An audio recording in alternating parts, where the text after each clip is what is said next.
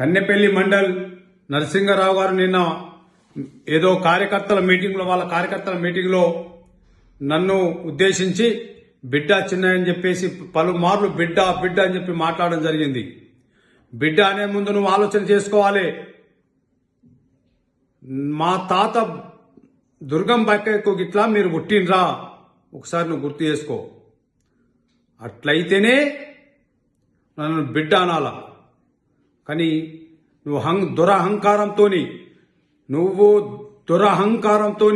అగ్రకుల అహంకారంతో బిడ్డ బిడ్డ అని మాట్లాడితే మాత్రం మంచిగా ఉండదని చెప్పేసి నేను ఈ వీడియో ద్వారా నీకు తెలియజేస్తున్నా. నువ్వు మర్యాదగా మాట్లాడడం ఫస్ట్ మీరు నేర్చుకో. నేను కూడా మర్యాదగా మాట్లాడతా. అంతేగాని మీరు ఎక్కడ పడితే అక్కడ నువ్వు అనుకుంటున్నావు కావచ్చు, ఎక్కడ పక్కడ వాడు వీడని మాట్లాడుతున్నావు. నీకంటే నేను చిన్నపిల్లగాన్ని కాదు, నీకంటే నేను తక్కువ కాదు. ఇవాళ దేనికి ఎక్కువ నువ్వు ఒకసారి ఆలోచన చేసుకోవాలి. అందుకోసమని గుర్తుపెట్టుకో. మీరెన్నడూ కూడా ప్రజాప్రతినిధిగా గెలిచిన సందర్భాలు లేవు. నేను 95 నుంచి ఇప్పటి వరకు ప్రజల ఆశీస్సులతోని నేను ఎంపీపీగా, జెడ్పీటీసీగా, ఎంపీటీసీగా 10 సంవత్సరాలు ఎమ్మెల్యేగా పనిచేసిన వ్యక్తిని.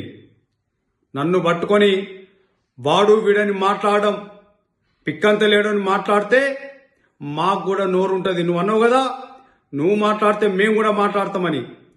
మీరు మాట్లాడితే మేము కూడా మాట్లాడినాం అంతే తప్ప నేను ఎవ్వరిని కూడా ఇప్పటి వరకు నొచ్చిన నోట మాట అనలే.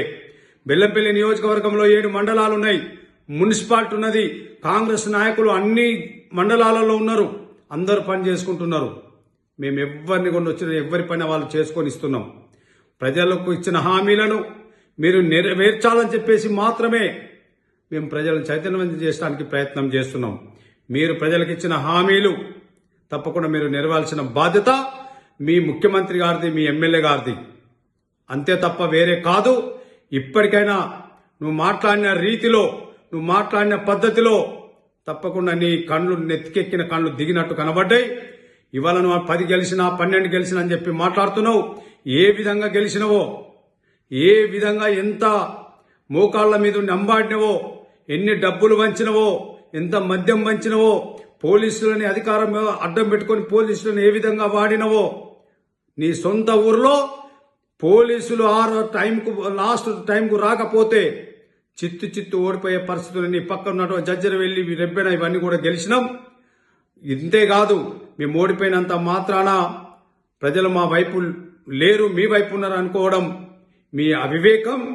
తప్పకుండా ప్రజలు ఇవాళ బీఆర్ఎస్ వైపు రాబోతున్నారు. రాబోయే కాలంలో కేసీఆర్ గారు ముఖ్యమంత్రి కాబోతున్నారు. అందుకోసమనే మీరు పద్ధతిగా మాట్లాడితే మేం పద్ధతిగా మాట్లాడతాం. నేను ఎవ్వరిని కూడా బెల్లంపల్లి నియోజకవర్గంలో మళ్ళొకసారి చెప్తున్నా, బెల్లంపల్లి నియోజకవర్గంలో ఎందరో మంది కాంగ్రెస్ నాయకులు ఉన్నారు. ఎవరిని కూడా మేము ఒక్క మాట కూడా మిమ్మల్ని అన్నామంటే మీరు అర్థం చేసుకోండి. ఇంకొకసారి నీ నోరు జాగ్రత్తగా ఉంటే నా నోరు జాగ్రత్తగా ఉంటుంది. కానీ మీ దురహంకారం, అగ్రకుల అహంకారం చూపిస్తే ఎవ్వరు కూడా భయపెట్టేటోళ్ళు లేరు. నువ్వు ప్రజలతోని, తాగుబోతులతోని, మీ కార్యకర్తల గుండాలతోని నువ్వు బెదిరిస్తాం, దాడులు చేస్తామంటే దాడులు చెయ్యు, ప్రజలు గమనిస్తారు. మేము ఇవాళ ప్రజల పక్షాన నిలబడి కొట్లాడడానికి మేము సిద్ధంగా ఉన్నాం. మేము దెబ్బలు తినడానికి కూడా సిద్ధంగా ఉన్నాం. ప్రజలకు ఇచ్చిన హామీలు నెరవేర్చేదాకా తప్పకుండా ప్రజల పక్షానే నిలబడతాం. నువ్వేం చేస్తావు? చంపిస్తావా? నువ్వు కొట్టిస్తావా?